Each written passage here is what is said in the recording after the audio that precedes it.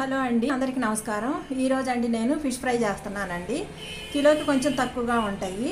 ఒక full fish కూడా తీసుకొచ్చామండి. శనగపిండి, నిమ్మకాయ, కరివేపాకు, ధనియా పౌడర్, గరం మసాలా, జీరా పౌడర్, పసుపు, కారం, ఉప్పు, అల్లం వెల్లుల్లి పేస్టు, వాటర్ కలిపండి ఇదంతా పేస్ట్ చేసేస్తానండి.